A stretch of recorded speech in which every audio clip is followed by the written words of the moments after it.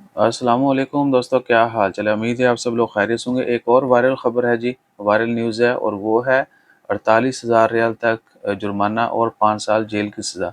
कुछ लोग इसको कनेक्ट कर रहे हैं कि जो सुबह मार-धाड़ हुई थी उसमें जो लोग इन्वॉल्व हैं उनको जो है ना ये सज़ाएँ और जुर्माना हुआ, उनको नहीं हुआ। इसमें ये जो जुर्माने और सज़ाएँ हैं ये ओमानियों को हुई हैं रिश्वत के इल्ज़ाम में। खबर की डिटेल भी शेयर करते हैं। पहले आपको थोड़ा-सा और बता दें लड़ाई के मुतल्लिक़ जो लोग पकड़े जा चुके हैं और जो लोग इस सारे मामले में, इस लड़ाई झगड़े में, और ये भी कि ये लड़ाई पहली दफ़ा नहीं हुई, इस ग्रुप की पहले भी लड़ाई होती रही है। कुछ रात की वीडियोज़ भी जो है ना वो भी आ रही हैं और अब इनके लॉ लगेंगे, उनको जुर्माने भी होंगे, हो सकता है कुछ मंथ की सज़ा भी हो या कुछ दिनों की जेल की सज़ा भी, और डिपोर्ट यानी जुर्माने डिपोर्ट जो हैं वो जो डायरेक्ट इन्वॉल्व होंगे उनको ये सज़ा ज़रूर होगी। अच्छा, और ये जो ख़बर है 48,000 और 5 साल वाली, ये है जी कि गवर्नमेंट के मुलाज़मीन को किसी ने रिश्वत की ऑफ़र की, उन्होंने एक्सेप्ट कर ली, दोनों पार्टियों को जो है जुर्माने और सज़ाएँ हुई हैं।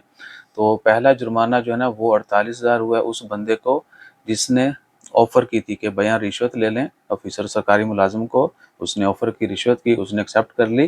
तो जो रिश्वत देने वाला पहला बंदा था उसको 48,000 रियाल जुर्माना और 5 साल जेल की सज़ा, और जिसने एक्सेप्ट की थी उसको 3 साल जेल की सज़ा और 10,000 ओमानी रियाल जो है जुर्माना हुआ है।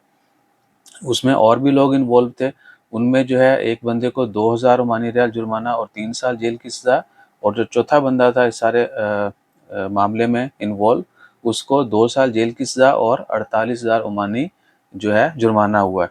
और जो लोग गवर्नमेंट के मुलाजिम थे वो अपनी जॉब से हाथ धो बैठेंगे, वो ऑफिस द्वारा ज्वाइन नहीं कर पाएंगे, ज्वाइन पंजाबी वाला ज्वाइन, तो ज्वाइन नहीं कर पाएंगे और अपनी जॉब से हाथ धो बैठेंगे। बाकी बहुत सज़ाएँ भी हैं उनके लिए, फ्यूचर में जो है गवर्नमेंट की जॉब नहीं कर सकते, बहुत सारे राइट्स जो हैं वो भी वेव हो जाते हैं इन सारे केसेस के बाद।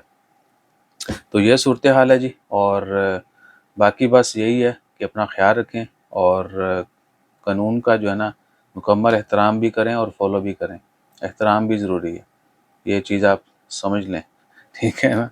वरना कभी भी कुछ भी हल्की फुल्की खाधी पीती चीज़ एड्डी वड्डी जड़े ना बला सिर ते आ जाएगी, सोच नहीं सकते।